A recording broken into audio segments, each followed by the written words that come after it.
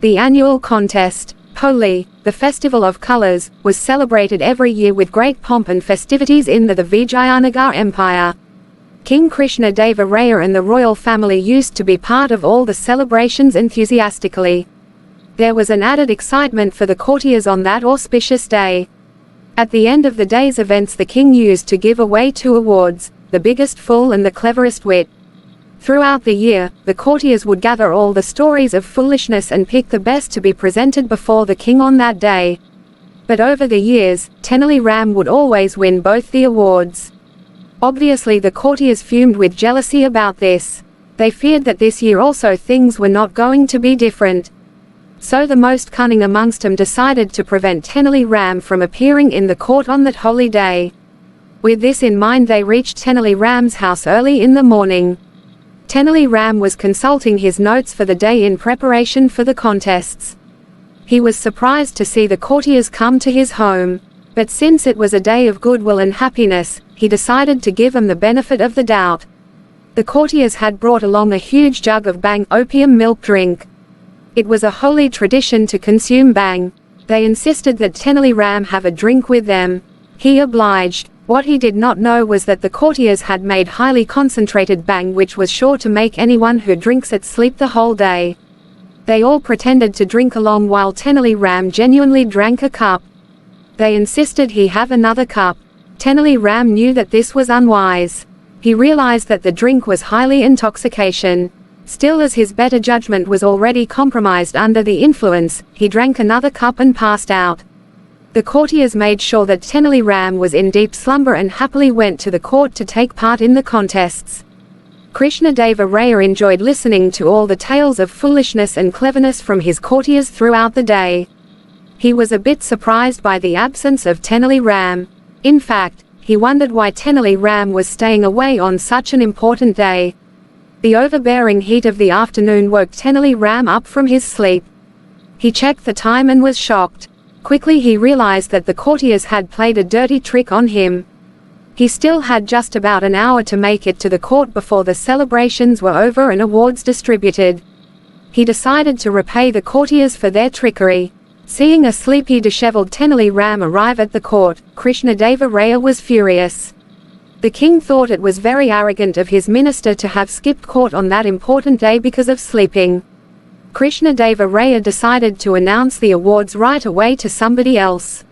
But before he stood up, Tenali Ram moved to the center of the court and began to speak. "Your Majesty, I want you to help me solve a problem. This was such a severe problem that my head hurt thinking about it and I fell unconscious, as you can see from my condition. And I think today, being the day we give away the award for the greatest foolishness, it is appropriate that I get this matter resolved by your highness." This morning, continued Tenali Ram, to the ever-increasing curiosity of courtiers and the king, an old man came to see me. He wanted me to tell him who amongst his 3 sons was the greatest fool. He had decided to pass on his good business to them but did not want to give any role to the most foolish son to be squandered away. His oldest son suffered from the company of wicked friends who were always stealing from him. But he completely trusted them and was unwilling to get rid of them despite advice from the father. His second son was alcoholic. He was wasting all his money on trying new intoxicants. He would stay drunk all day. His third son did not know the value of time. He was always wasting his own time. He did not value others' time. He would always be late. He did not care that others were waiting for him. Business under such a person was also bound to suffer. This old father wanted me to help him make the choice. The king and courtiers were now engrossed in the tale. Tenali Ram posed the question, "Can you or anyone in this court help me with this problem?" I racked my brain on it all morning and slept off in exhaustion. All the sons appear fools to me. I don't think the business is going to be safe with any of them. Chatter Pandit, who was having an upbeat day so far, pitched in. "Clearly the drunkard son is the most dangerous and foolish. He has no control over his desire for this drink. He is the most foolish one." Krishna Deva Raya shook his head in agreement. Chatter Pandit was happy to see that. He was happy the whole day from having tricked Tenali Ram in the morning. He was sure he would win the awards from the king. But Chatter's happiness did not last long. Another minister spoke up. "I disagree with Chatter Pandit, Your Majesty," said he. "The son with the wicked friends is the biggest fool. From the epics and folklore we know that a man's greatest wealth is his friends. This fool is eating out of the hands of evil ones. They will ruin his life and the business. Anyone who cannot recognize the wicked ways of those pretending to be his friends is indeed the greatest fools." Krishnadeva Raya began to think. He felt that the minister made sense. As king he had always given first priority to surrounding himself with those who would not harm him.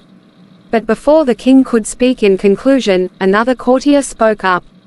Quote, "Beloved king, if there is one thing that is common to every man alive, it is time. It is of immeasurable value because we cannot bring up lost time with even the greatest effort. A person who cannot recognize the value of time cannot recognize the value of anything else in the world. Thus money, relationships, honor etc. will leave that person quickly. The third son, thus, is the greatest fool." The king was confused with this. All the three opinions were valid.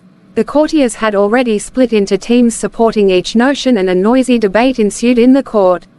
The king understood that such a conundrum could have indeed brought about a headache for even clever Tenali Ram. But now Tenali Ram was standing in the middle of the court with a smile watching the growing din. Suddenly he clapped his hands. The court fell silent. Tenali Ram spoke, "Your Highness, clearly it is difficult to judge who is the greatest fool among those three sons. Each of them can be considered the greatest. It is a matter of opinion. But I think all of us will agree that if one person had all these three characteristics, he will indeed be, without doubt, the greatest fool on this planet." The king and the courtiers laughed hearing this. "If such a person exists, then he is indeed the greatest fool ever," declared Krishnadeva Raya. Quote, "Thank you very much, my king," bowed Tenali Ram. "I gladly accept the award this year too for the biggest fool." Krishnadeva Raya did not understand, but the bunch of ministers who had visited Tenali Ram in the morning realized that they have been outwitted. Tenali Ram explained, "This morning a group of courtiers visited me with the agenda of tricking me. I accepted their friendly gesture like a fool and became intoxicated. I drank more than I should have. Then like a fool I slept off without being aware of the passage of time on this important day. On all three counts, I have been the fool. Unknowingly those gentlemen have delivered for me the very award they wished to deny." Krishnadeva Raya was pleased to hear this. He saw how cleverly Tenali Ram had turned a potentially damaging day. In witty wisdom, Tenali Ram was unsurpassed in the court. As the proceedings of the day were drawing to a close by then, the king announced that that year too Tenali Ram deserved the award for both the greatest fool and the cleverest wit. The courtiers could not but wholeheartedly agree.